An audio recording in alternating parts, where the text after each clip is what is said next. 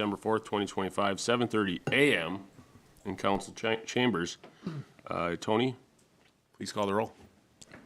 Or James? Beezer. Grasula. Here. Johnson. Here. Kirsch. Here. O'Day. Here. Yeager. All right. Next, we have to elect a chair for today. I'm just starting the meeting, so if somebody else wants to chair the meeting. I'd move to elect O'Day as the chair for the day. Second. All right, we have a motion and a second. Any discussion? Seeing none, let's go to a vote. All those in favor say aye. Aye. Aye. Against, same sign. I am today's chair. All right. Next, we're looking to approve the agenda, but we brought up to me here that we want to move the sign grant. If you want to make a motion. Yes, I'll motion to move the proposed signage and facade grant to between items 5D and E. Okay. Motion by Grasula, Second. second by Johnson. Any discussion? We will have that motion along with approving the agenda with that motion. Yes. Okay. All those in favor say aye. Aye. Against, same sign. All right, we have an agenda. Next, we're looking for approval of the consent calendar. This is notice to public that all matters listed are considered routine by the board and will be enacted by one motion. There will be no separate discussion of these items unless good cause is shown prior to the time the board votes on the motion to be adopted by roll call. Move approval, Johnson. Second. Motion by Johnson, second by Grasula. Any discussion? See none, let's go to a vote. James? Johnson. Yes. O'Day. Yes. Grasula. Yes. Kirsch. Yes. All right.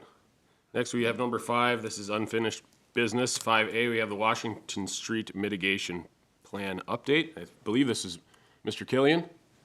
You want to step up to the mic and You want to set it up? Yeah, so I'll just kind of give a brief update on this. We discussed this at the workshop that we held in April. The EDA was interested in potentially having $20,000 go towards the Washington Street Mitigation Plan in 2026 and then $10,000 in 2027. The chamber presented kind of a preliminary proposal, and since we've had meetings, a couple meetings at the chamber, figuring out what we do in the future. We have potentially an upcoming business meeting to discuss a mitigation plan and informing the businesses of what we might be able to do and offer for that. So I'll let Matt kind of explain that, and I know he's been working on other funding sources as well, so I'll let Matt take it from there. All right, thanks. So it's been a while, I think, since you've seen this document. So what I'd like to do today is just not read every word to you, but maybe give you a few highlights. I've had some meetings. It's been a little while here with Marie, and we've sort of massaged this a little bit more too. Feeling a little bit under the weather today, so I'm going to keep it maybe shorter than usual. The first thing I'd like to say is that I think most people in the room are aware of the situation that is going on in Baxter. And I just want to acknowledge that's happening and also say that we are not looking at MnDOT as a long-term adversary. I mean, we're certainly standing up for our businesses. We're never going to apologize for that. But they're going to be a key partner in this effort. And whatever happens in Baxter, in a few years, we'll be partnering with them again. So to the extent that that is a concern, I don't see it as one. And there's two different project teams. Luke Wessler has been great to work with over the years, and that's going to continue. So just want to acknowledge that. The other thing I want to say is that this project is for all businesses that are going to be impacted by the construction. So sometimes people wonder, are we going to treat our chamber members differently than the other businesses, in this case in Brainerd? We have about 500 to 600 businesses that are members that are in Brainerd, but all businesses are going to be treated equally. We're looking to lift up and to preserve all those especially small businesses. So the member, non-member issue is a non-issue here. So under mitigation strategies, the first thing that I think is important And MnDOT does a good job with putting information out on their project sites. But the first thing that we have to do is to sort of change the narrative that this is going to be doom and gloom, and this is something that's going to be terrible for the community and do long-term damage. We know that's going to be the opposite, and so we have to establish another narrative saying that this is an investment, a long-term investment, a generational investment in Brainerd, and that we need to get through a 2-year construction process, but then there's blue sky after that.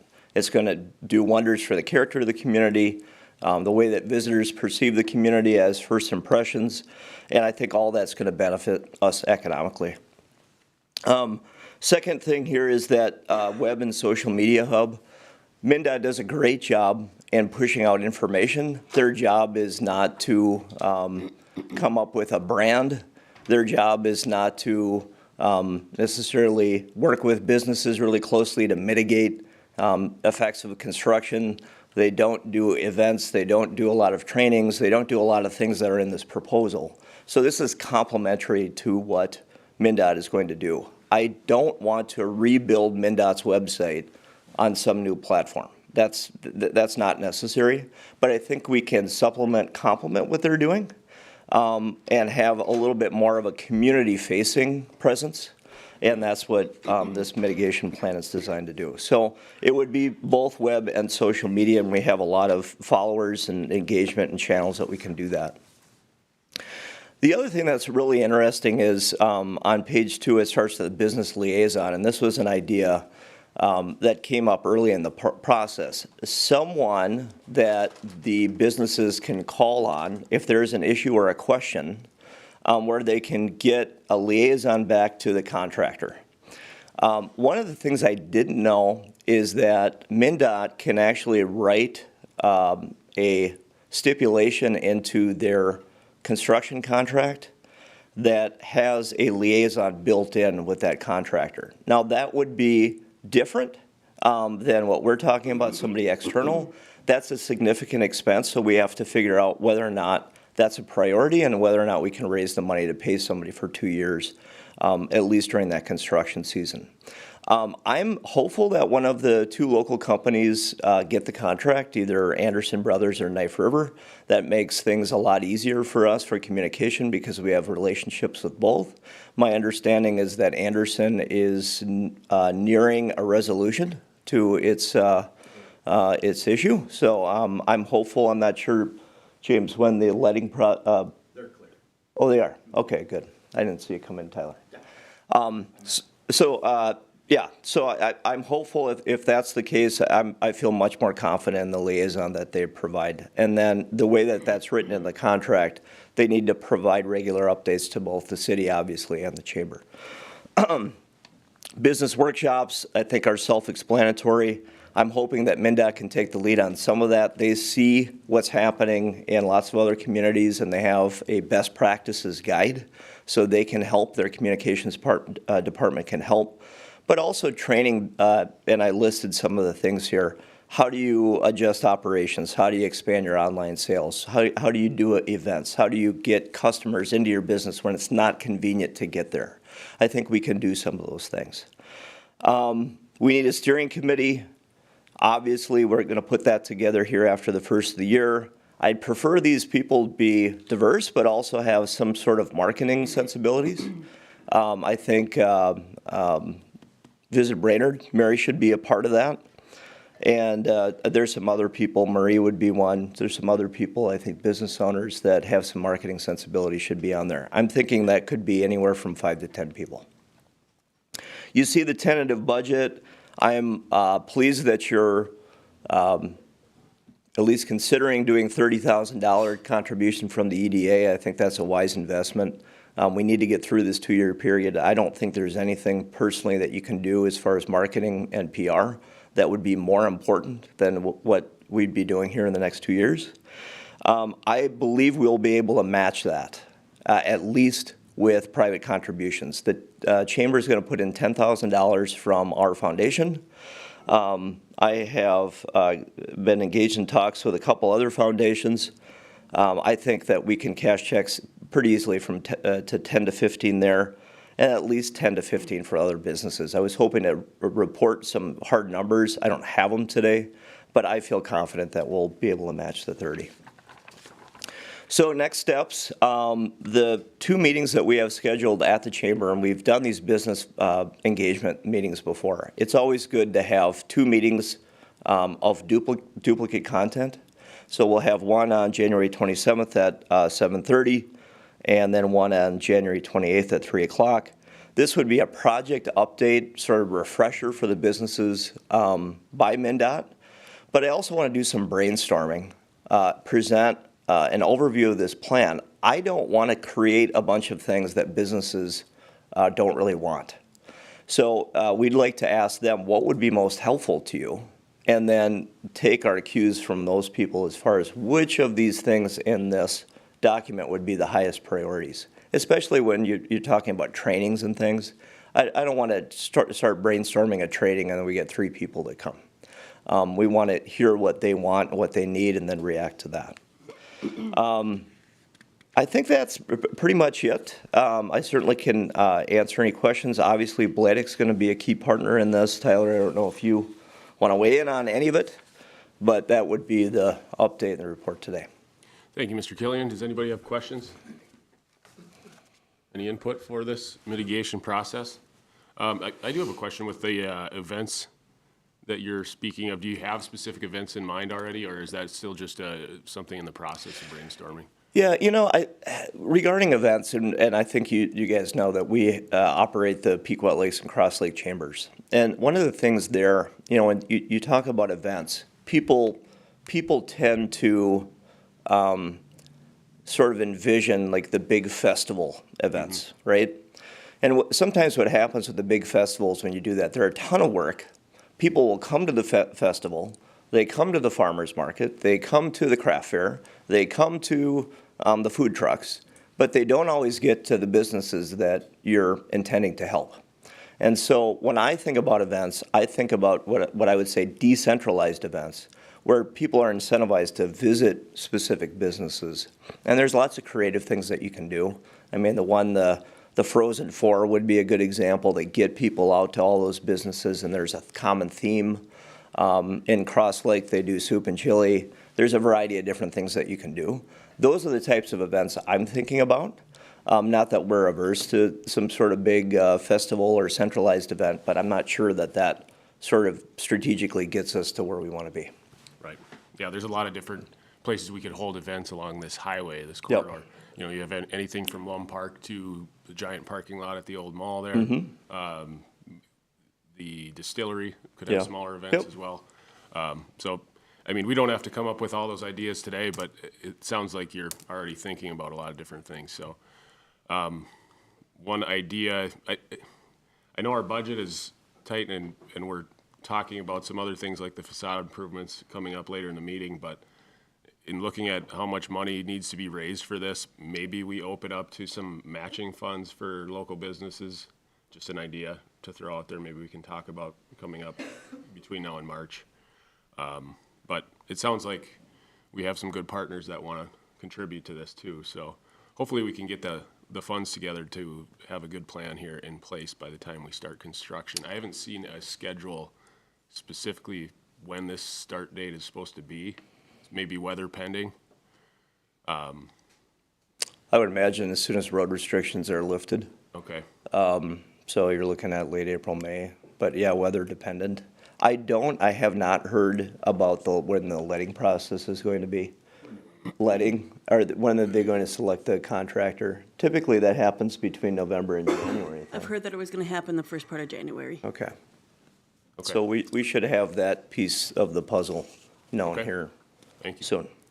And I like that you brought up that this doesn't have to be such a negative thing. When South 6th Street was rebuilt and it was all summer long going right past my office, the mindset we tried to have is they're doing this for us. Right. And in the end, it's always an improvement. So it's an exciting thing that's going to happen.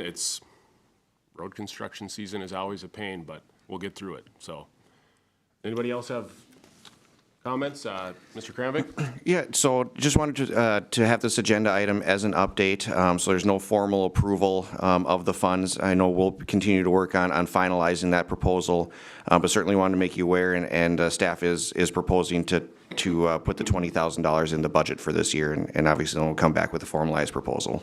Okay. I think our next meeting with this group is not until March, correct? Correct. But that's still plenty of time to get everything together. I think so, yep. Okay. Very good. Anything else, Mr. Killian, that you need from us? I don't think so. Okay. All right, Thank thanks a you lot. very much. Thanks, Matt. All right, moving on. Next, we have 5B. This is a consideration of a CMHP Wright Street development proposal. And Mr. Kramvik, are you kicking this one off, or is this Eric? I will do that for you, Mr. Chair, if you don't mind. And Go ahead. thank you. Good morning, Mr. Chair and members of the commission. As you may recall, in September, we had introduced the HRA's interest in looking at building some sort of housing or looking at housing projects over in the Wright Street property that is owned by the city of Brainerd, that is kind of controlled by the EDA.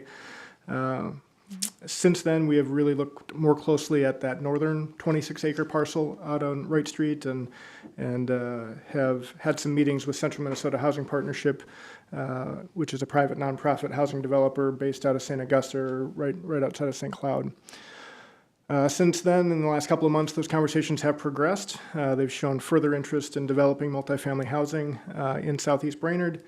Deanna Hemish, the executive director for CMHP, is here to give the EDA a little bit more information about their organization and their concept for development. And if you wouldn't mind letting Deanna kind of introduce the concept, and really just looking for some feedback from EDA, maybe some good conversation between CMHP and the commission, so you kind of know what we're looking to do.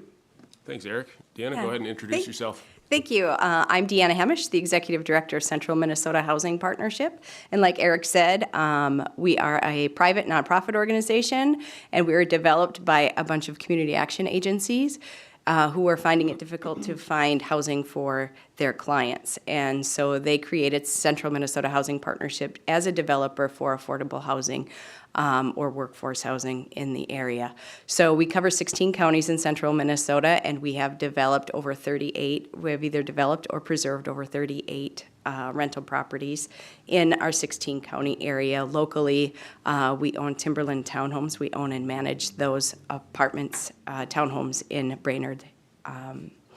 Other than that, we have preserved a bunch of properties. We own several in Baxter as well. But our mission really is to assist communities to preserve, improve, and increase affordable housing within their communities for low to moderate income families and individuals. The concept that we have presented and have been working with Eric on is a low-income housing tax credit project. We're looking at approximately 50 units. The concept design, which was put together by our architect, includes 50 units of 1, 2, 3, and 4 bedrooms. It would be a family complex. The incomes that we are targeting are people who are at that $20 to $30 an hour income. Could all qualify to live at the property.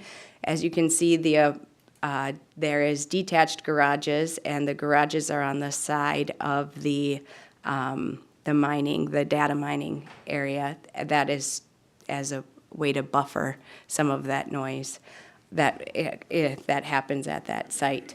And then we have surface parking, and then it would be a 3-story family complex. Our interest in that site is, it seems like it's very flat, very level. Seems like a very good buildable site. The application that we are looking at submitting would be in July of 2026, and we would find out if it gets awarded in December of 2026. We would be working with Eric and the Brainerd HRA on providing any sort of additional financing. These are very competitive funds. As you can imagine, the whole state of Minnesota, everyone applies for these funds. And so they're very competitive. We've been fairly successful in our past of getting at least one project every year funded. And so we're very hopeful, so we know how to do these projects and how to make them competitive. within the community. I don't know. Any other questions? I'm sure there are Yeah, several. thank you. Does anybody up here have questions? Mr. Johnson? So this is a 26-acre parcel. Yes. You're looking at. Are you looking at controlling all 26 acres So up the- until the point that the government decides to build it for you? So we would build it. We'd just be With asking the them for the government's money, tax, yeah. tax Yeah, I could credits, do that low-income too. housing tax credits, yes. So the whole 26 acres, the idea behind it, and I should back up a little bit. We're also a single-family housing developer too. So we have what's called a community land trust as part of our organization, as kind of a sister company. And part of the concept that we were discussing was breaking off a portion for multifamily and then possibly doing single-family on another portion of it. So yeah, the multifamily would not be the full 26 acres. It would be about 4 or 5 acres, somewhere around that. I can see that that size. it's proposed approximately 4 acres, but I'm just Yeah. wondering, would the whole 26 acres be held in limbo until you get your financing and construction and all that, or what are you asking for? Yeah. I guess I don't know. I'm going to ask Eric how he Yeah, was. good question, Commissioner Johnson. So what the HRA would be looking for eventually would be a conveyance of that 26-acre parcel with the intent that we would start to parcel that out for this particular project, so relatively 4-ish acres. We don't think that the whole 26 acres is buildable. To the north side, it is wet. There is wetland delineation in there, and so a portion, I don't exactly know how many acres, is likely not going to be developed ever on that. But then there's a parcel just to the east of that roadway that is also very, I guess, good real estate for development. And so we would be looking at, whether it's single family, developing that in kind of a phase 2. So the HRA would likely hold that if the EDA and the city council would be willing to allow us to develop that out in concept. But certainly willing to work with the EDA and the city on what that looks like long-term, if you're willing to work with us. Okay, so the ask is for conveying the full 26 acres Correct. of industrial land over to HRA and then go through the rezoning process and all that. We have a project downtown that's been applying for like tax credit housing and they didn't get it. So they applied for something else, and they tore down a building. It's just an empty lot sitting there. Like, how is this going to be different? Like, if we convey this 26 acres, how are we not going to be sitting there staring at land we can't sell for development because it's held by the HRA, and the government didn't build it for us, so we got to wait till next time to see if the government pays for it. Like, how is this going to be different than the one we have downtown? So I guess I would say two differences in those projects. Number one, that developer did purchase that property on the market, so they are the owner of that property. And With government money, yes, I was part of the process, yes. And so they are continuing with that process to try to build that project. As Deanna mentioned, with her tax credit history with CMHP, they have been very successful in getting funding for this.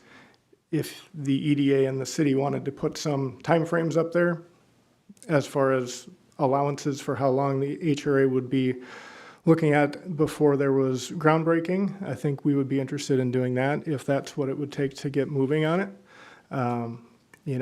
What I can tell you, and you are certainly aware of this, is development does take a good amount of time. We're looking at an application period going in July, so that's another 6-7 months from now. And we're not going to find out until next year at this time if that gets funded in the first round. And sometimes tax credit projects don't get funded first year, but Deanna has intimated to city staff and to us that they are not averse to continuing to reapply until they get funded for those projects. They're obviously investing time, energy, money into design concepts, engineering work, so they don't want to walk away from that either, just as the other developer in downtown Brainerd doesn't want to do that either, and are committed to those projects. It just, timing is sometimes not the best. It's the best I can answer for you.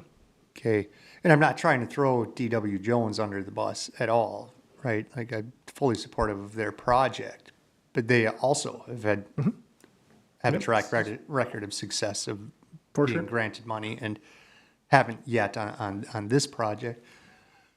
I'm hesitant because we already have a project that we want the government to fund that it hasn't yet. So why are we going to tie up more land on projects that aren't going to be funded? I guess my last question to you, Deanna, is you're hoping to get a project funded this year. Is this the project you're hoping, or is there a different like what's your priority project?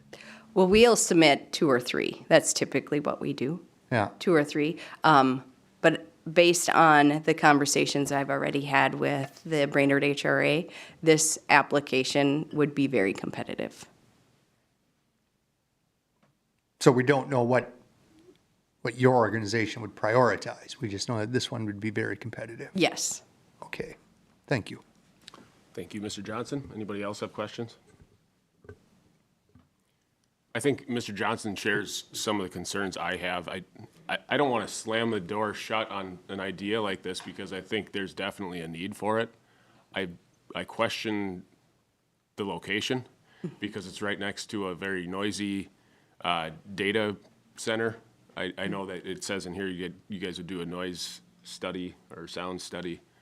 And then the timing where we shut this down for maybe 2 or 3 years and close it down for development for anything industrial. I know we have other industrial lots that are available, but maybe I have a question for Jennifer Haskamp, what the interest has been on Wright Street or Kitty Hawk or that entire section back there in the last year or two. So over the last year where it's been publicly listed, I would say I've had 2, maybe 3 calls. I wouldn't call any of them specifically serious. You know, like there's been interest, it's out there. There's been more interest, of course, in our platted lots over in TC Industrial Park because those are shovel ready, a little bit easier to sort of wrap your brain around in terms of how you would go about developing it. But there have been some calls. So, you know, and if you recall, I think last year, at the end of last year, we did a concept that showed how this could be either all industrial or there could be a mix of uses that would go along with it. That was a little bit before we knew sort of the volume, if you will, associated with the data center, whatever you want to call it. So, you know, to your point, whether or not from a residential perspective, this particular area is good or not, remains to be seen because you probably are going to have to do some kind of noise assessment to determine, especially, I would say the garages on that edge would likely help with sound enormously from a mitigation perspective, but there will still be sound escape. So you'll need to figure out, you know, does it do enough, if you will, to mitigate those adverse impacts potentially. So more than answering your question, sorry. That's okay. But there's been a couple, it would be my answer. I guess I'm wondering if there's a way to maybe explore the idea, but keep it open for inquiries as well. I know we talked a little bit about a partnership between camp and the HRA, but I don't know if that's possible to keep that possibility open. It just makes me a little nervous when we have to hold 26 acres hostage for a 4-acre development that may or may not happen 2 to 3 years down the road. But like I said, I don't want to shut the door on it completely. Mr. D'Souza? I guess I'm not entirely sure of the history. How long has that parcel been sitting there? Quite a while. So another 2-3 years, potentially, it's gonna sit there anyway. Potentially. So I don't think that's so much of an issue. I am very supportive of adding an additional 3 and 4 bedroom apartments. We don't have very many of those in town. There is other residential kind of close by. There's the manufactured housing parks to the west and then one to the northeast. So housing is in that area, just not directly next to it. And then sound, there's room to mitigate sound more in the plan than what's proposed. I mean, if you move that parking lot over, added another couple rows of trees, that could mitigate more sound. So you know, there's definitely things that we could do. I'm very supportive of this. We do need additional housing. It's maybe not the best location, but it's a location. Thank you, Mr. Grusula. Maybe a question for staff. Do we have any other property? I'm trying to brainstorm in my own head if there's another location that would be more residential or maybe close to a town center that would be another possibility. Nothing other than potentially our mixed-use parking lots. So for this size, the city doesn't really have any property that would be able to support something like this. Certainly, there's private property out there. Okay. And maybe for you, Deanna, do you guys work with private property owners and purchase properties, or do you usually just work with land owned by local governments, or how does it? Yeah. Typically, we work with the city or local government to find and identify a site.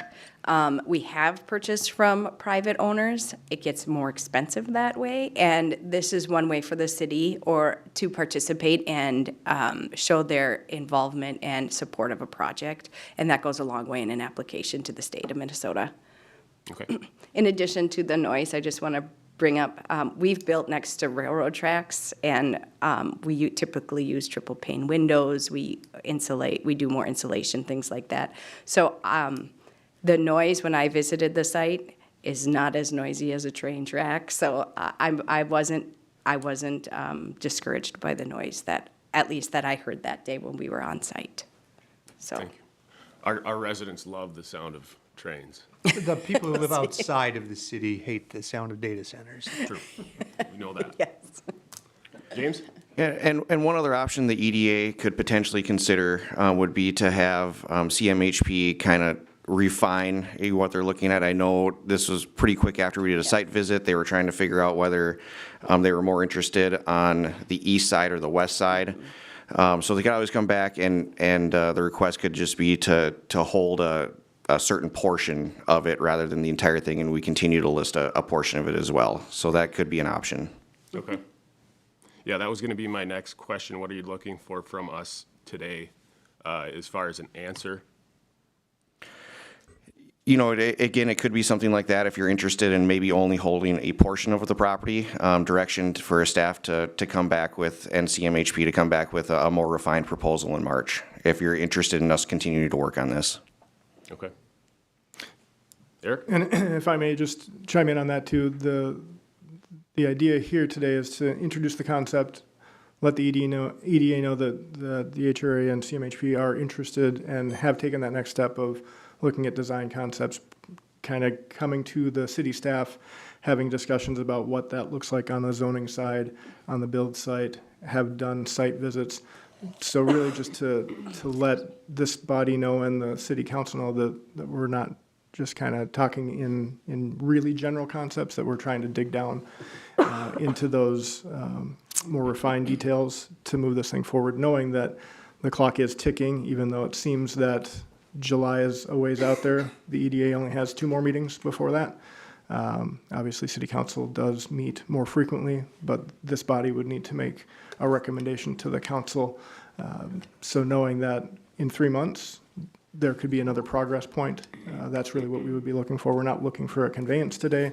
That was not the intention. It was really to introduce the concept, let you guys hear a little bit from Deanna and what their company does for development. Okay. And with only 4 of us here today, we might hear more comments than what we're hearing today in March. So, James, do you have something? Yeah, and I guess last item, then this is obviously tied to the potential brokerage agreement. So at this time, they're asking, or the HRA is asking to leave this off of the brokerage agreement. Obviously, I gave that proposal where you could list a portion of the property. So if we do come back with something in March with a more formalized proposal where they're only developing a portion, we could obviously then amend the brokerage agreement to add that piece of property back in. Could we do it the other way around, just in case maybe something came up between now and March? And we could talk about that when we get up to that contract, I guess. I don't want to get ahead of ourselves, but that's a possibility. Would that be an option, Jennifer, to then delist it, I suppose?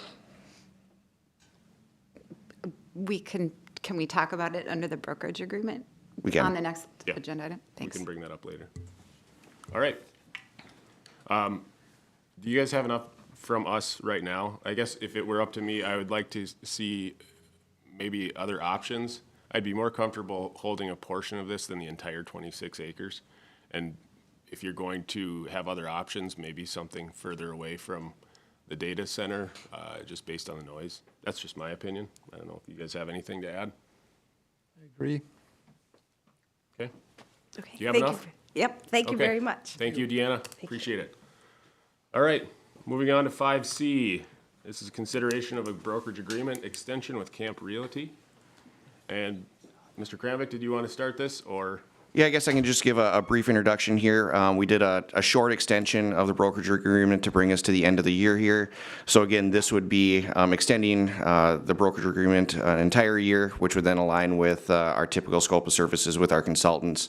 I did ask Jennifer to potentially add one other property. It's along County Road 45. We had been asked from a city perspective and city council to there was, I think, an adjacent property owner that asked to purchase it. We got an appraisal on the property, so we do know what it's worth. Once they learned of the appraisal, they kind of backed out of wanting to purchase it. But it kind of did lead to that discovery that we have another piece of property in and around that industrial park that we could certainly list as well. So with that, I'll turn it over to Jennifer. Thank you. So this is pretty straightforward. As James indicated, the intent here is to actually establish basically a new contract, but it's identical to the previous contract that you were in, but to align it better with our meeting schedule so that we don't run into the same issue where there was a short gap at the end of the year, because I think the last time we entered into it, it was July or August or something like that, and then nobody realized that it had expired, so we had that extension issue for 3 months. So the goal here is actually to align it with the regular contracts, essentially. So the contract that is in your packet this morning, is essentially a carbon copy, but it removes the addendums that were associated with the previous contract. The reason being, we've now incorporated all of the changes that were in those previous addendums that are now associated with the master contract, if you will. It isn't an exclusive right to sell the property, which is why I thought it was important for us to talk separately about the issue related to the Wright Street parcels that we were just discussing. We talked as a team sort of after the last meeting to try to determine whether there was an easy way or a straightforward way in which Camp would continue to list the property, but that there would be an exception essentially carved out for the HRA. And to be quite frank, I think it just gets quite messy. And in terms of how everything transpired, I don't think I'm comfortable with that as a broker. I have certain things I have to uphold from a licensing perspective and sort of how the broker world works, so that if we have interested parties in, how those parties get paid, et cetera. And just there wasn't a lot of transparency over the last 90 days. And so I'm just not overly comfortable with that in terms of trying to co-list it, for lack of a better way of saying it, or figuring out how the HRA does or doesn't receive sort of the title to the property, or if it sort of stays in a holding capacity, as you mentioned. So from that perspective, I would be more comfortable if we did say like there's a specific legal description that is excluded from that parcel, for example, and then we would just not list that part of the property, whereas the other portion of the property would then be listed. If we can actually get that description and incorporate that into the contract, I'm perfectly comfortable with that. But the idea of sort of doing the whole thing meanwhile the HRA is pursuing a different path is quite difficult, especially from the standpoint of, from our marketing perspective, we've been already marketing it as a mix of available uses, which would include residential. So we've created sort of that competition already. So it just becomes very, very complicated. So that would be my preference. The way the contract is written right now is it excludes the entire property, the entire parcel, as James indicated. But if there is a way that we would legally describe the portion that is outside of what CMHP is looking at, that would work as well. So with that, I'm happy to answer any questions, but that's sort of a high-level overview of the contract. Thank you. Mr. Johnson? Currently, it's one parcel, right? Correct. So we would have to go through the process of splitting the parcel up and paying somebody to do this and that, hoping that someday the government builds us a beautiful new apartment building? We wouldn't have to go so far as actually doing the subdivision. I would prefer if we ended up getting a legal description from either the city attorney or a surveyor, just to get the description of exactly what we're talking about. But we wouldn't necessarily have to go through the actual subdivision itself to exclude it. I just wouldn't want there to be any confusion in the brokerage world of what is actually available to be transferred and sold. And if the HRA has certain, rights or agreements, we would want to make sure that that's legally described, just for clarification to the sort of the public, since now it actually is publicly listed. Yeah, thank you. I'm not in favor of delisting the whole 25 acres on the hopes that the government builds us an apartment building. I just don't have much faith that it will happen. So I would rather this be listed for sale with camp than hold it aside. I mean, maybe if that corner on Wright and Kitty Hawk Court was identified as the location of the apartment building, maybe we could pull that out, but now I'm hearing that we're gonna get options in March of other locations. I don't see how it works. I would rather have the property listed than not listed. That's my opinion. Yeah, I would definitely have to agree. Is there a way to amend the contract or keep it the same as it was and still come back at a meeting down the road and amend that contract if something were to come up through the HRA? So obviously, the piece that's at issue here is that the HRA would like not to have to pay commissions on that portion of the property. Obviously, just, I think everybody's aware that that's the issue, if you will. In terms of taking that out, I'm not here to stand in the way of you getting housing. If that's something that we've all identified as a priority and a goal, certainly I can appreciate that. My goal is absolutely not to stand in the way of that. And if my commission is what trips the project from not working, I certainly would waive my commission. So I think there's ways that can be done, whether it's through actually amending the contract and excluding it, or whether or not there's through the purchase agreement process and exclusion of the commission. I guess I feel like I've always been quite reasonable, and I know that's our objective. So to your question, I think there's multiple ways it could be handled if they if they absolutely identify where that particular project would go. Okay. Mr. Grasula? Are you more comfortable with it included or excluded? From your perspective, which would you prefer? Would you prefer that we exclude it and continue to allow the HRA to engage with the developer without your involvement, or would you prefer to stay on as listing with the potential issues that could arise at a later date?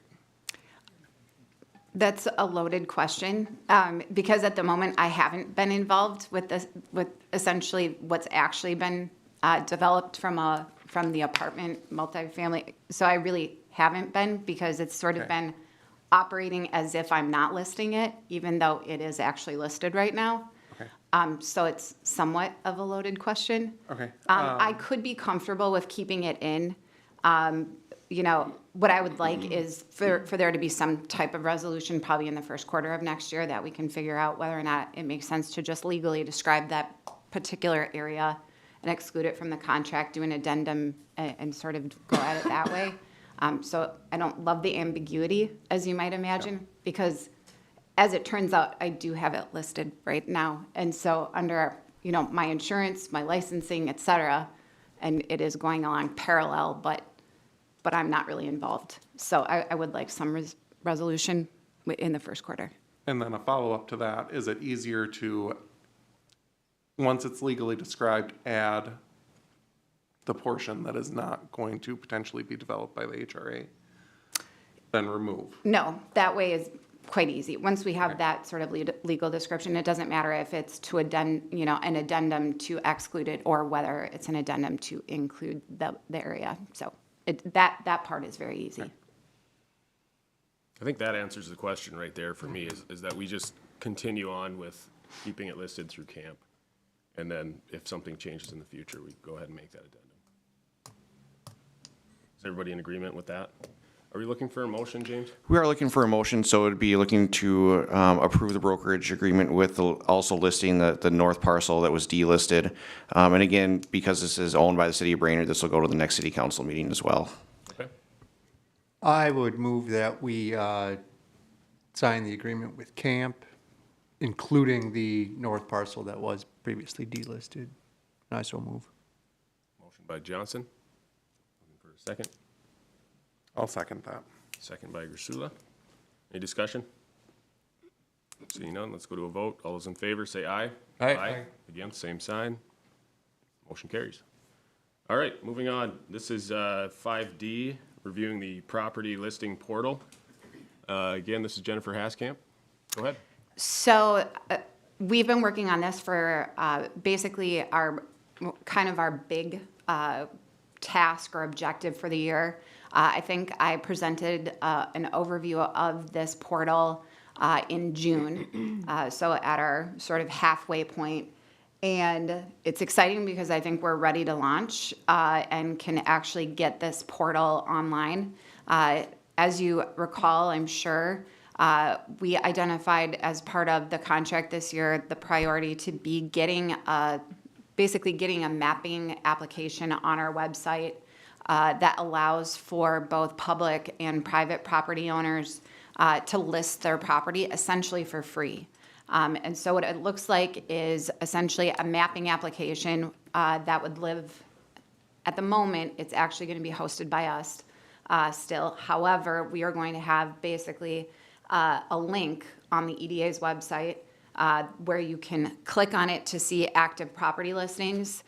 It would bring you to that website. We've designed it in such a way so that it does look like the EDA website. So anybody going to it is not going to have any idea that it's just technically on my hosting service.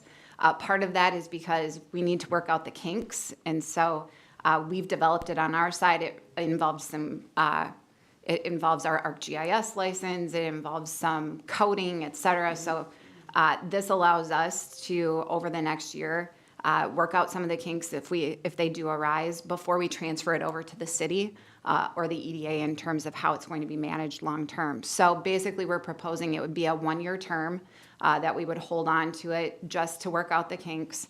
And this is essentially ready to go. So if we want to try to go to the link to show it, it's currently not live, although as soon as there is a link or a button on the EDA website, oh, it is. Well, never mind. Oh, fantastic. That's even better. So you can see here that we designed it in such a way that it really does look just like the Brainerd's EDA website. So when you click on it, I don't think any user of it is going to be the wiser in terms of the fact that we're hosting it. You'll see here we've populated with our current TC Drive listings. You can see that we'll be able to actually put on, for example, once we secure lot 1, 2, and 3, for example, as being, under purchase agreement, we can change it so that it also shows the fact that we have some things under contract or that are active contingent, so to speak. We're going to color code the pins based on what type of property it is. So if it's industrial, it'll be purple. If it's residential, it'll be yellow or orange, et cetera. So the zoning or land use will be associated with the pin color. So this is what folks will see when they go to the page itself for the active property listings. And then if you want to click on submit a new property listing, this will bring them to a form. Once again, we have removed all branding, so technically this is living on our website. But again, hopefully nobody will be the wiser. But the goal here is to allow anybody to be able to submit their property for listing on this portal. So essentially what it says, they'll have to submit who the owner is, the property address. They can upload a flyer if they want to. We can link to an external website as well if needed. So if it's a broker listing it, for example, it can go to that brokerage's website by them essentially adding those links here. So the goal is this will get populated by someone on our team. We will get it. We will verify the information to the best of our ability, including going to who the list or the owner is, because that's a critical part in all of this, is making sure whoever the owner of the property actually agrees for it to be listed on the portal. So we will do our best for QA/QC to ensure that the owner has actually agreed to this. If there's any question, we will reach out to whoever submitted the form and try to secure that verification. But the goal here is essentially to allow folks the ability to put things on our listing portal at no charge. So an owner also does not have to be represented by a broker. So it could just be a private property owner who'd like to submit the information, make it available. If they don't want to pay brokerage fees, et cetera, this is an avenue that they could go down. It's also available for lease, so it doesn't necessarily just have to be for sale. And with that, I think that's a pretty broad overview. But I think we're in a really good place, and hopefully we can reach out to individuals over the next 3 to 6 months as this gets launched, and we'll see. I'm anticipating maybe half a dozen to a dozen folks will participate at least initially. Because I do know, based on what James has said, there's some people that are interested or have expressed interest that maybe don't have a broker, et cetera. So this could be a great tool for that. And then, obviously, this will get married up with our social media efforts and some of the things we've talked about over the last 3 months or so to try to figure out how do we get this pushed out to the public and get more interest in our website, and then also in the properties that are available for development or redevelopment. So with that, I'm happy to answer any questions, but we're ready to go, I think. Yeah. So I'm hearing it's not currently live? Or No, it is. It is currently live. It is. Okay. It's live. So if you'd like to yeah, list this your is- property, you're set. I think this is great. I think it's what we've been looking for quite a while. So, and it seems simple. It seems easy to use. Get the word out there. I don't know. James, go ahead. Yeah, so staff has put together a list of properties. We've been reviewing that for the last couple of months here within our department. So we will push out letters to those property owners, and then I do have a few large ones in mind that I'll reach out to personally to let them know about it. I know we just have a developers roundtable that we've set as well for December here, so we're hoping to get developers in so they're aware that they can get onto this website and find available properties that might not be listed on the open market. So those are some of the other things we've been working on. One of the reasons that we do want Jennifer Haskamp to kind of run this, certainly if we want myself to be able to run this through the city network, it's going to take a lot of work with IT to make sure that it has all the security protocols on it. So for the time being, it's definitely recommended to have Jennifer's team run this listing portal. All right. And what is the cost involved with having Jennifer run it instead of city staff? So as it stands, I'm absorbing it as part of my contract. So there's a hosting fee, obviously, because we're using a program called Esri GIS. So we pay for the data, for lack of a better way of saying it.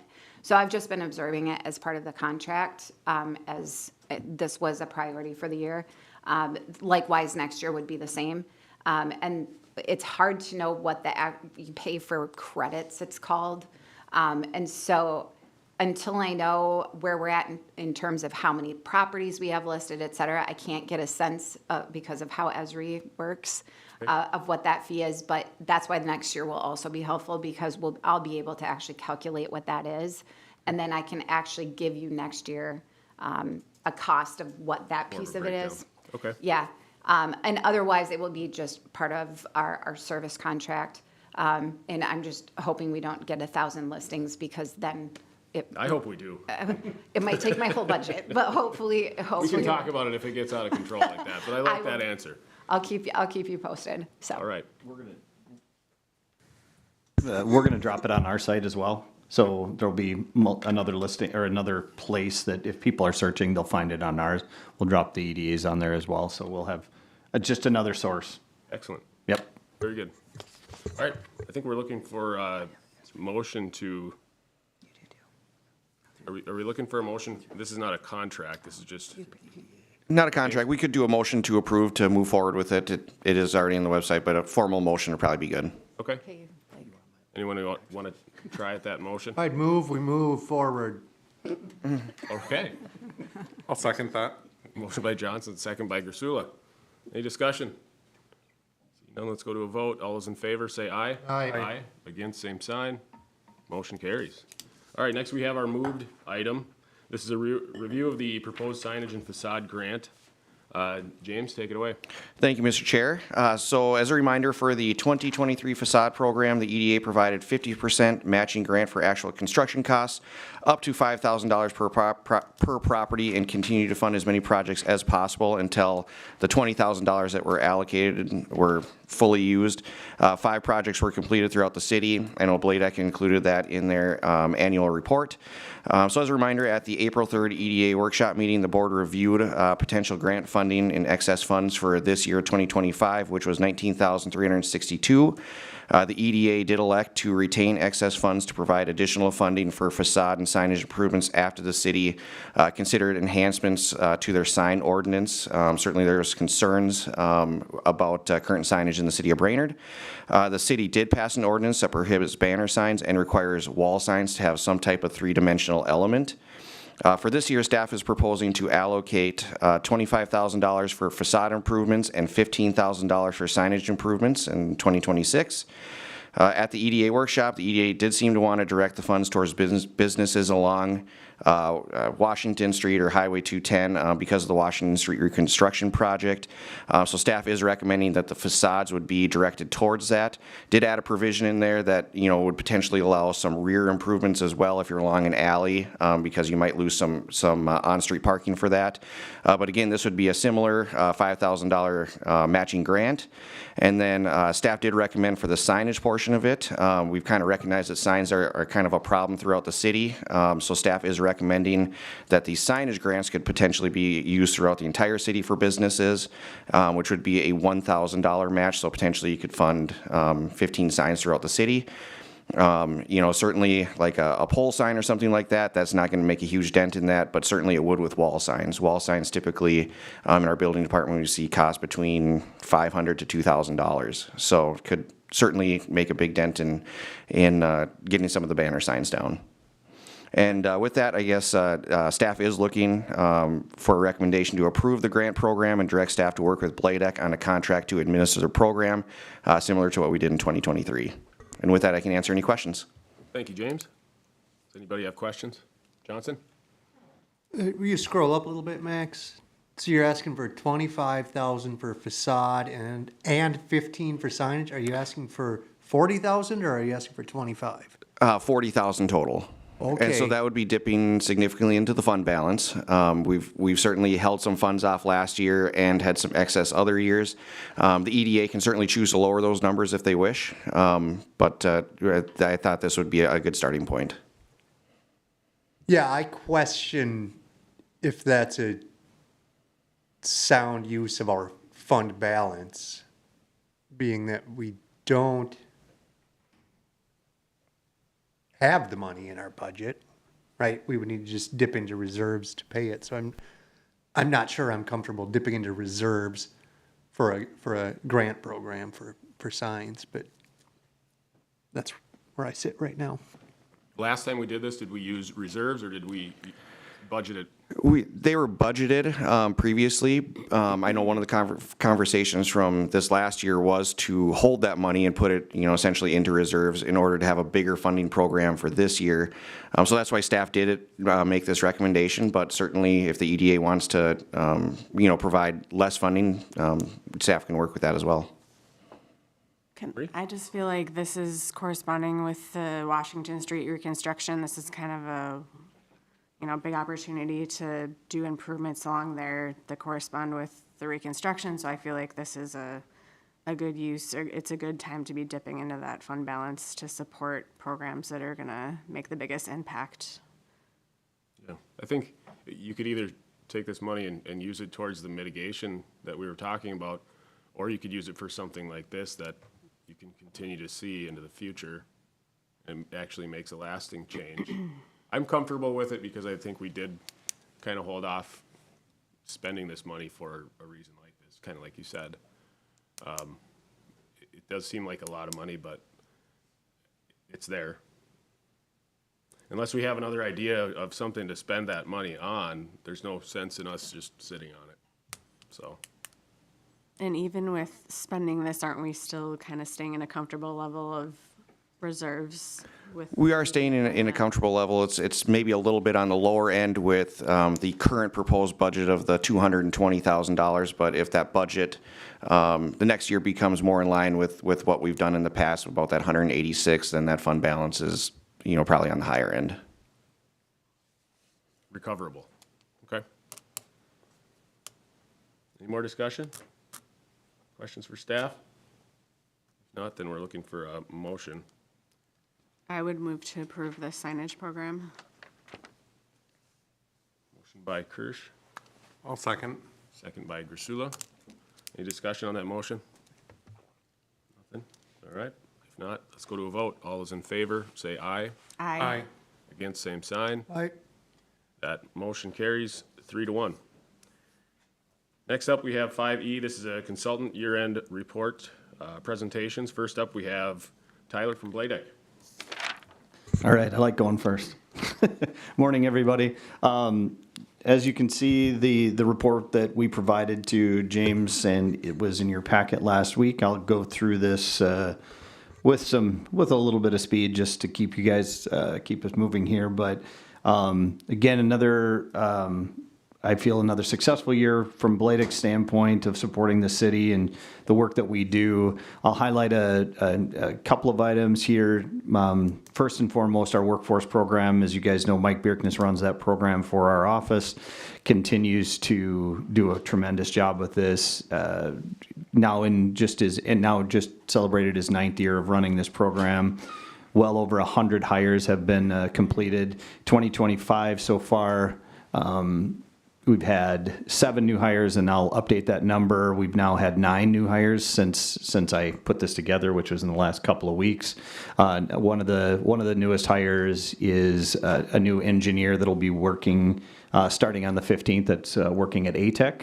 So ATEC is engaged with us over the last few years. Mike's hired, I think, 3 different folks for that organization. So they continue to do some great work over there and continue to grow. And I will look to James, but I'll also look to you guys. If any of you've not been in that building, have you guys toured?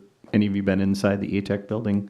Right over by Shannon's Auto Body. It's kind of on the back side of that back there, but we'll set that up. That's a good tour to take. One of the products they make is actually all the handles for Yeti coolers. So any Yeti cooler that you see out there, the handles are made by ATEC right here in town. So just as a FYI for folks, it's kind of a cool thing to see, but we continue to move forward, obviously, with the financing in our Bladek Unified Fund. This has been kind of an interesting year, and I know that Mr. Johnson is our current representative. We haven't had any meetings. We haven't. I was wondering. We when have I not read had this in any the loan. agenda. Like, wait a second, I'm on that, aren't I? You're going to get one here in the next week, so you're going to get one before the end of the year. We haven't had any projects. We've had 2 projects request funding that didn't get through the completion at their lending level, so they had to get through that before they get to us. But I do have a couple requests that are coming forward, so we do have a need for a meeting. So we'll get some lunch to Mr. Johnson here in the next couple of weeks. Our business consulting, as you guys know, we are a satellite location for the SBDC. Yeah, we continue to do quite a bit of work with them. Two items that I'll mention inside of this. As you can see, we've completed in 2025 over 347 consulting hours, 111 unique clients. So we see a lot of new business ideas, new business concepts that are coming through our office, and we work with them, hopefully getting some of them to the finish line, and I know that we have. So the other thing that I'll highlight are Entrepreneurs on Tap, which is part of our SBDC contract. We do that along with marketing mornings. We hold the marketing mornings every Friday morning in our office to tip different topics each week, and we'll run those through the end of the year, and then we have a program set for 2026. But two of the locations that we provided on our Entrepreneurs on Tap in Brainerd this year, we had Five Rocks Distilling. We held an event there in February, and then they opened up the Last Turn Brew Pub for us in October, and then we have another one scheduled there for January of 2026. A really cool space, and like as it's mentioned in here, we average about 20 participants. We vary the topics from, how to use QuickBooks to marketing your business, to marketing your new business, financing options, different things like that. So it's a really popular program, and we're very proud of that. Allison Medic runs that along with Katie Hepner, the director at the SBDC. Our first full year with our Placer.ai as an actual Blade Act program. We've had some really good access and some success with that program. We've got our hospitals using it. We've got our airport using it. CTC is using it to verify some data that they're working through. And as you can see, one of the quotes from Trevor down at the Northland Arboretum, we've worked with him over the last year and a half, utilizing this for him to really pull some strong, solid data as he applies for grants, as he looks for visitor traffic and things like that. And as those of you that have been involved with some of the, I'll call it the Highway 371 project, we work with MnDOT and providing a lot of data for MnDOT on side streets and those frontage roads that they can't get traffic data on. We provide that traffic data for them as well. So it's your fault. it is my fault. I will take no blame for that. Jumping down, just highlight a few of our business visits, as you know, and want to thank Commissioner Grasula and Commissioner Kirsch for joining us over at CTC and at MC Fiber. And as they continue, CTC continues to grow over there, more than 100 employees. MC Fiber now has employees over 25 people. So they get to see kind of the inner workings of CTC. So I'm glad they were able to come along and join us. And then we also made a visit with Administrator Broyles and James over to First Impressions, and that was kind of a cool building. Yeah, they do some really good work over there. So lastly, I'll just jump down to, as we talk about, as Matt Killian was here this morning, obviously talking about this mitigation planning. Part of our services provided to the Brainerd into 2026 will be that, we'll be involved in this mitigation planning, and that'll just be part of our contract. We will not take any funding, any financial gain, if you want to call it that, from the contracts or for the funding that'll be received through that. That'll be part of our contract. We'll support the mitigation process out of our work that we do supporting the city itself. So, lastly, I want to jump to, you want to scroll down through to the grant administration portion. James talked about this briefly, but we just wanted to highlight these couple of these projects did finish in 2025. And we highlighted some photos there. I think those dollars were used really well. That were some really good projects. And we talk about project number 1, the before and after pictures of that, which are great. I meet with Isaac Brecken on a pretty regular basis, and he was pretty pleased with the funding that was allowed for him to get that sign up and completed. So some good projects there. I know that we had more requests than dollars, which is always a good thing for grant programs, and running through that and doing the first come first serve. It keeps a lot of the guesswork out of it, but all of these projects were deserving of these funds. And again, like I said, some of them did finish in 2025, so that's why we listed it out there. I've got one of the things as we list on below there, the Main Street Economic Improvement Grant. We wanted to highlight this. When we met with James a couple weeks ago, we did talk about kind of the last dollars that came through to this.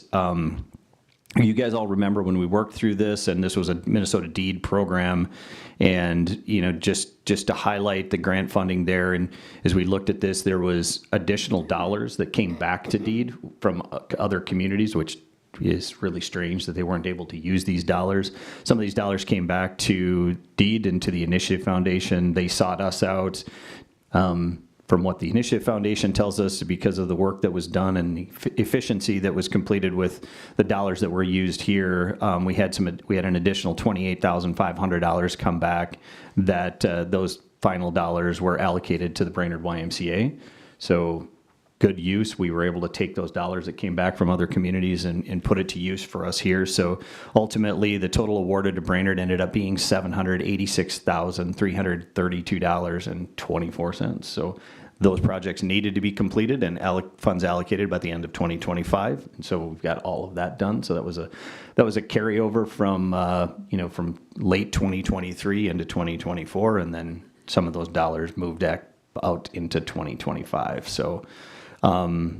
So really happy with the way that laid out, and we were happy to be able to finish that and get those dollars allocated, routed through us, and then back to, obviously, to the Initiative Foundation. Lastly, I want to just highlight our team. As you know, we have added a new staff member with Crystal Heidinger. She was formerly Crystal Bender.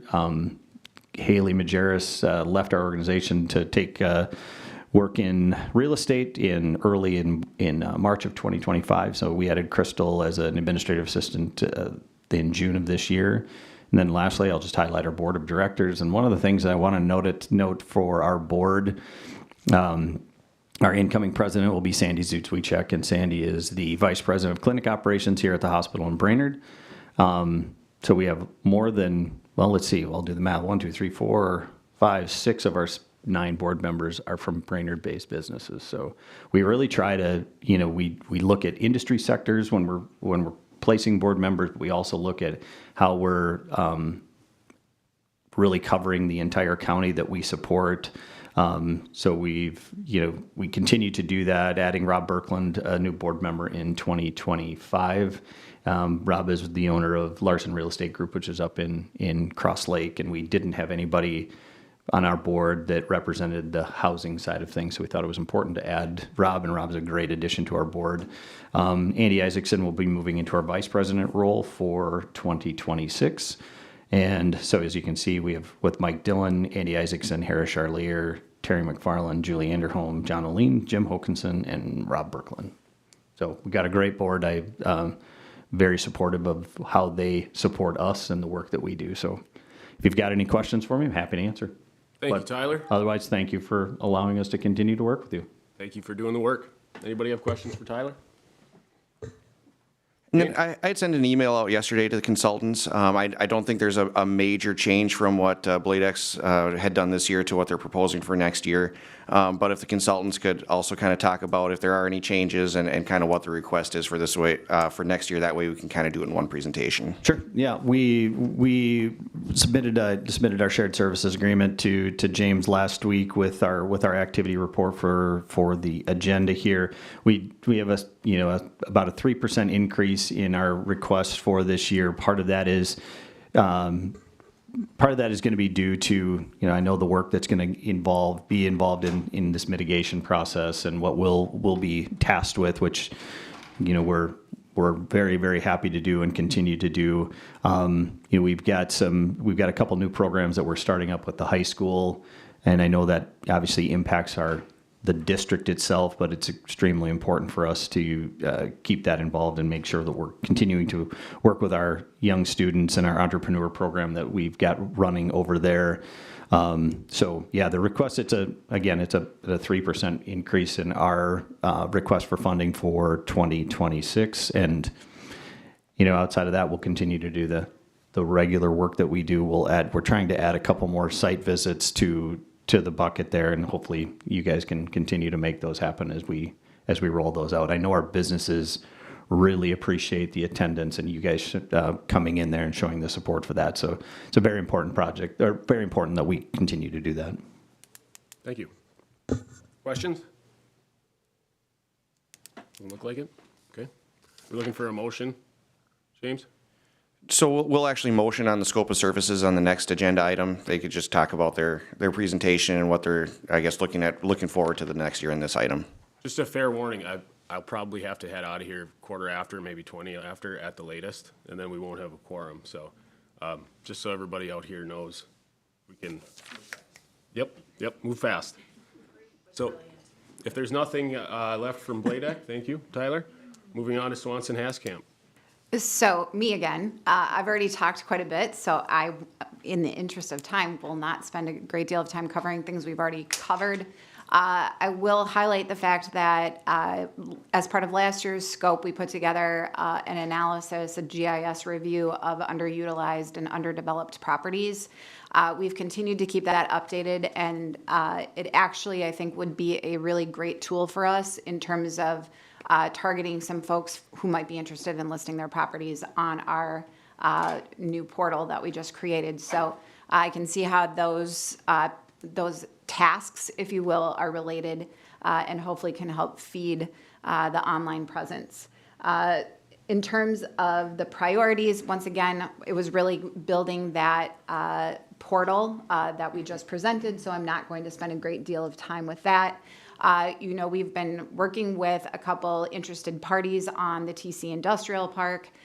We are moving forward. I've been working with the bank, the lender, on the side of that development down in the TC Industrial Park for lots 1, 2, and 3, which we've looked at multiple times over the last year. So I'm hopeful that we're going to have something actually at our next meeting from them, and hopefully that's going to be in the form of a formal agreement. So I'm hopeful that we will get there. I've been speaking with their bank over the last month or so. In terms of the roundtable that was scoped in our year, we've got that scheduled for December 18th. We're holding that at Bladek. And the goal is actually twofold, to sort of share opportunities for development and sites within the city, but then also to launch and show them our new property portal. So if folks are on the development side, they know that they can look here for potential properties, but also if they know of anyone, can also use that portal as well. So we've got it scheduled for about an hour and a half, and hopefully we're going to have some good interest there. So that will occur by the end of the year. I think that's a pretty brief overview of what we've been up to. I have been in front of you with multiple things over the last year, so I don't think we need to belabor it. The last thing I will say is that the SEO analysis that we were talking about over the last year, hopefully we can build on that in the coming year, especially now that we've got that property portal listing active. And so I'll continue to work with the rest of the consultant team to figure out how we do that. So in terms of what we're proposing for services next year, I've spoken with staff. The priority, I think, for next year in terms of what staff has identified is actually a downtown master plan to kind of get a sense of what we have down there, what kinds of improvements / planning pieces can we put together in terms of properties. I think that'll also marry up really well with our property listings and how some of those for lease properties might find their way into our portal, et cetera. For those of you who worked with me when we were going through the zoning code update, I've asked Mike Lamb to help me out as well with that because he has a lot of familiarity with the city, so that we can get some conceptual drawings and some like marketing and promotional pieces as well. So that is the major change, I would say, in our scope, as opposed to designing or doing concept master planning of a specific site, is to actually look at downtown. In terms of the other pieces of our scope, obviously it's maintaining that property listing portal as part of our scope and our contract. I believe we proposed a 5% increase over last year. Last year we held flat and did not increase our contract at all. So to be honest, it's somewhat accounting for the fact that costs went up over the last 2 years, but also that the scope is slightly bigger in terms of managing that online portal in conjunction with creating a master plan. So that's as fast as I can go, but if you have any questions, I'm happy to answer them. Thank you, Jennifer. Anybody have questions? Like it? All right. Thank you. Moving on to DDBC. Yeah, I will keep it brief. DDBC had another successful year. We continued to engage with downtown businesses. We were able to leverage the $10,000 received from the EDA to get over $10,000 in in-kind donations, as well as engaging volunteers, which we estimate comes out to around $14,000 in donated time. So we feel like the EDA's money was well spent. I think the highlights from last year, we were able to carry out all of the events that we've come to just do on an annual basis, but we're also able to add the Main Street Market, which was just a really great way to engage with the community, and we were able to work with city staff to host that in the parking lot here this summer, and then we're able to carry it over into a monthly indoor market during the winter months, so that was really a great addition. We hosted 10 networking events throughout the year, and it's just a great opportunity to check in with downtown business owners and get a read on what's going on with them and to share information out, both in terms of what the organization is doing, but also updates from the city and other relevant information. So yeah, another successful year. We didn't really have any major changes to our scope of services for next year. It was just kind of a nominal change with the Main Street program changing its level of membership status. So it will just be changing from an associate level to aspiring, but it's really kind of just a nominal change. But yeah, we kept our ask flat at just another $10,000 for next year to continue to do the work we've been doing in downtown. I'm happy to answer any questions if anybody has any. Thank you, Marie. Anybody have questions for Marie? Doesn't look like it. Thank you, Marie. Next up, we have Visit Brainerd. Come on up, Mary.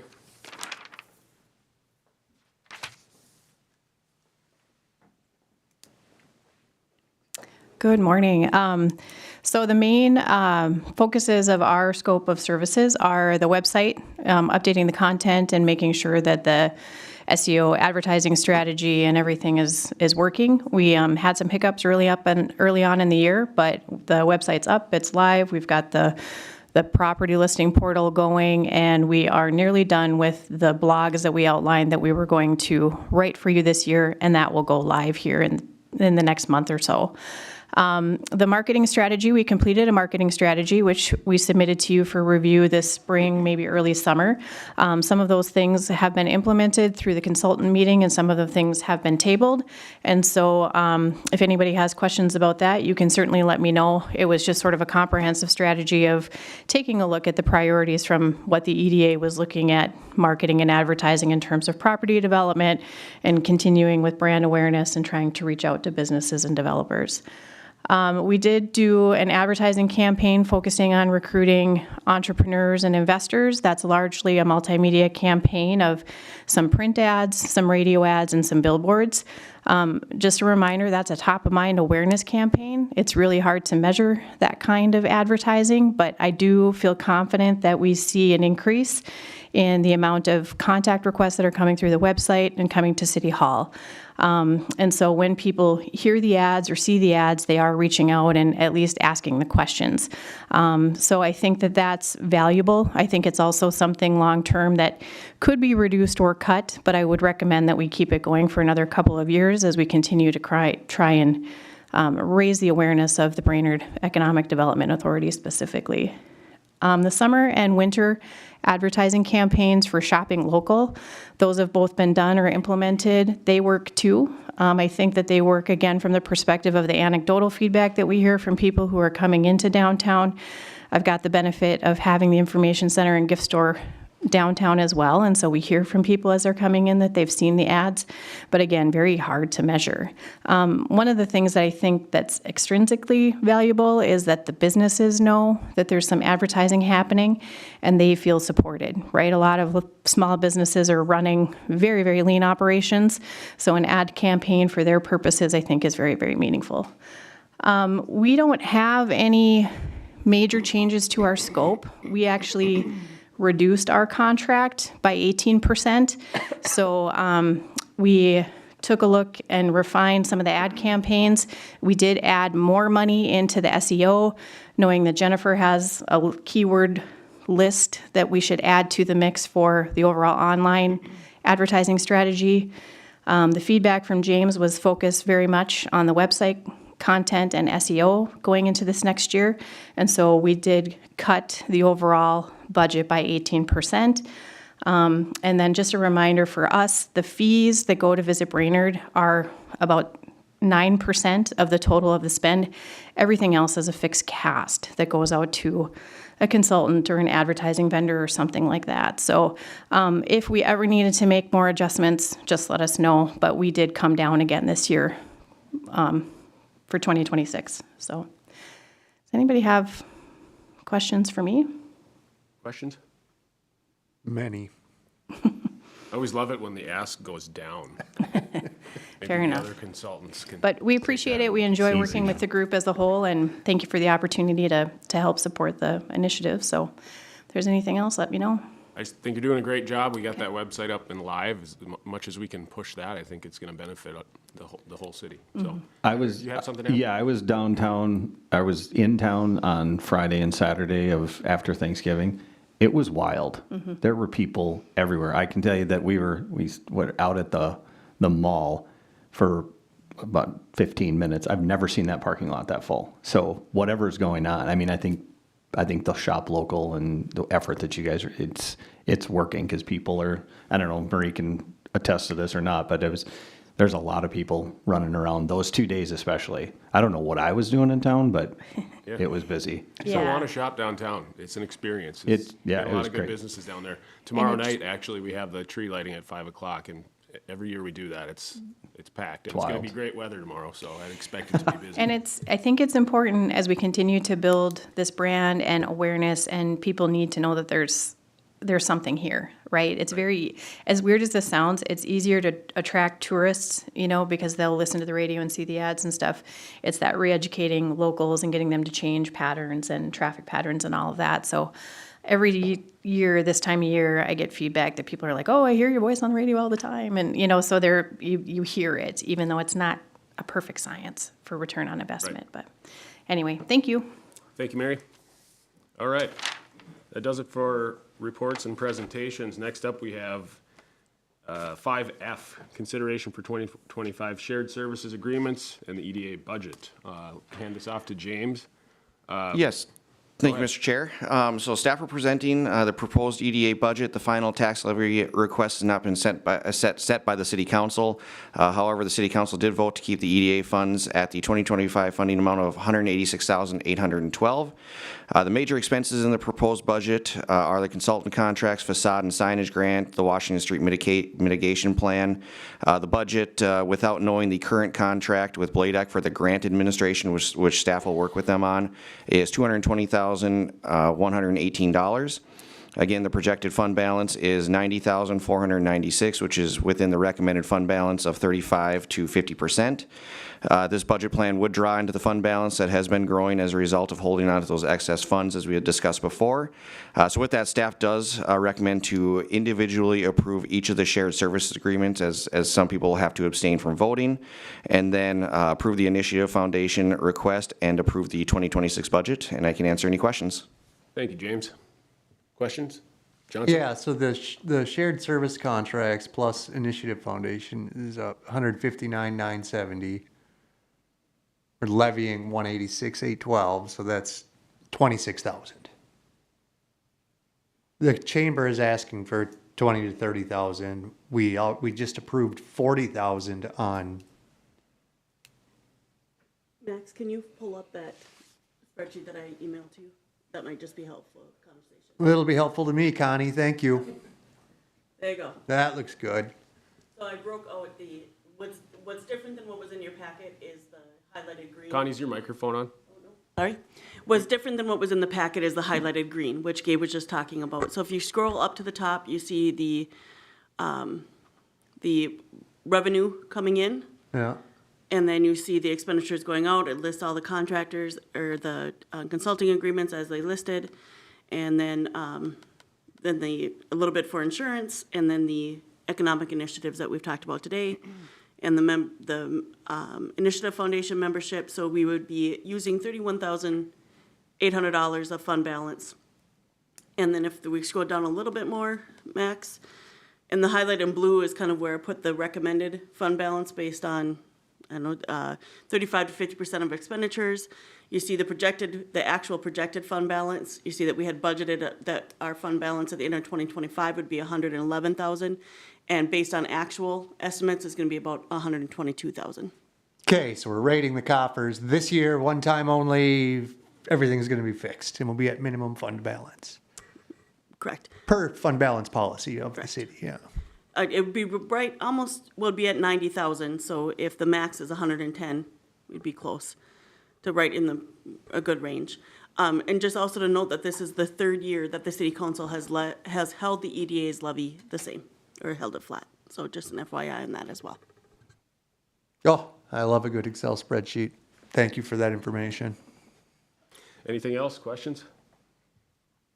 Satisfied, Mr. Johnson? Satisfied. All right. Then we are looking to individually accept or approve these service agreements. First up, we have the Blade X Shared Services Agreement. I don't think anybody's abstaining on this one, correct? So we're looking for a motion. Move to approve. Motion by Johnson, Second. second by Gersula. Any discussion? Seeing none, let's go to a vote. All those in favor, say aye. Aye. Against, same sign. That motion carries. Next up, we have Swanson Hascamp Shared Services Agreement. And again, no abstentions. Looking for a motion. Move to approve. Second. Motion by Gersula, second by Johnson. Any discussion? All those in favor, say aye. Aye. Against, same sign. That is approved. Next up, we have DDBC Shared Services Agreement. I'll be abstaining from that. Marie is abstaining, being a part of that organization.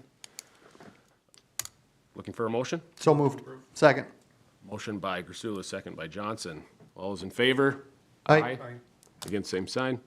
That motion carries. Next up, we have Visit Brainerd Shared Services. Abstention here. Johnson abstaining. Move to approve. Second. Marie Kirsch, and second by Gersula. Any discussion? All those in favor, say aye. Aye. Against, same sign. Next up, we have the City of Brainerd Shared Services Agreement. Looking for a motion to approve. Move to approve. Motion by Kirsch, Second. second by Gersula. Any discussion?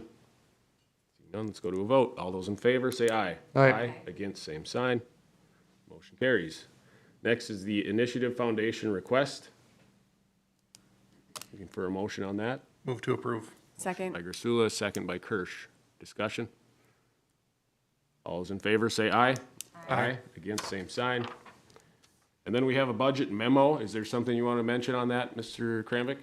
Nope, that's just kind of what I went through before, so Okay. looking for a motion to approve the budget as presented. Okay, motion to approve the budget. And Move to approve the Second. budget as presented. are you guys abstaining on this one or not? Is this, Yeah, I guess. is there a reason for that? Just want to be sure. I would think since the contracts are already approved, it's just essentially approving the budget. Okay. Motion by Gersula, second by Kirsch. Yep. Do I have that correct? Any discussion on that? Seeing none, let's go to a vote. All those in favor, say aye. Aye. Against, same sign. That one passes as well. Next up, we have new business. We just have 2 items here. First is a review of the EDA bylaws. James, take it away. Yes, thank you, Mr. Chair. So this is a chance for the board to review the bylaws, but changes cannot be made today as 5 members must approve the change. Staff could bring the EDA bylaws back to March if needed, if there is some type of discussion here today. But as is, staff has recommended no changes to the bylaws. Thank you. Does anybody have a reason to bring those back in March? Very good. Moving on to approval of the 2025 meeting schedule. Go ahead, James. Yep, so thank you, Mr. Chair. This is the schedule based on the bylaws, and staff is recommending approval. Does anybody have an issue with any of those dates? It's a lot of meetings. So is this approving the 26 meeting schedule? 2026, yes. Did it say 20? Yes, this says 2025 on the agenda. This would be the 2026, correct. Good. And this one, in even numbered years, has the extra meeting for goal setting in November. That's only in even numbered years. Okay. I'd move to approve the schedule. Motion by Kirsch, Second. second by Gersula. Any discussion? All those in favor, say aye. Aye. Against, same sign. Aye. Show up when you feel like it, I guess. That carries. All right, moving on to staff reports. Let's start with Tony Gage, as usual. Anything from CLC, Max? All right. Administrator Broyles. No, sir. Thank you. Connie Hillman. Nothing to add. James Kramvik. Thank you, Mr. Chair. Just a few items. BPU Commission, this is in relation to Block Metrics, did not accept the changes that Block Metrics was asking for their power agreement. The Commission has not taken any other formal action. Block Metrics has asked staff for a meeting. Public Utilities Director sent an email regarding the contract. And as of this time, no meeting has been set up. More information may come at the March meeting. And action may be need to be taken at that time. Also, staff continues to work on other development projects, including the Keepers 176 unit development on Greenwood Street, and potentially 10 duplexes in the Brainerd Oaks development, working with the HRA and level contracting on that. The Planning Commission is working on an RFP to update the comprehensive plan for the city of Brainerd, so stay tuned for that. And then I did want to make... Didn't we just do that? About 5 years ago. Okay. Yep. Also, staff did send out flyers to make commercial child care centers as well as home daycares aware of the incentives, so we were able to get a full listing of that, so they are aware of the child care incentive policy that was passed. And that's everything. Thank you, James. Eric Charpentier. Nothing further. All right. Jennifer Haskamp. Tyler Glenn. All right. Anybody up here? Marie? Anything to add? Nothing. Ursula? Johnson? I want to apologize to Tyler Bladek, CTC, for not making that business visit. I really wish I would have. I didn't have it on my calendar, but I intend to make the next business visit. They will gladly host you guys anytime. So we could go over there. If you guys say, hey, let's pick a day, we'll set it up. They would gladly host you guys. Okay, thank you. Yeah. Yeah, I'd like to echo that sentiment. I had a scheduling error that day. I really wanted to be at that one, so maybe sometime in the future. Again, tomorrow night downtown, one of our great nights in the winter. Hopefully everybody can make it down for the lighting. I did hear a rumor that a fire truck may be involved. And maybe a very jolly Santa. A very jolly Santa Claus. So, exciting stuff. With that, we're looking for a motion to adjourn. So moved. Second. Motion by Johnson, second by Grasula. All those in favor, say aye. Aye. Against, same sign. We are adjourned.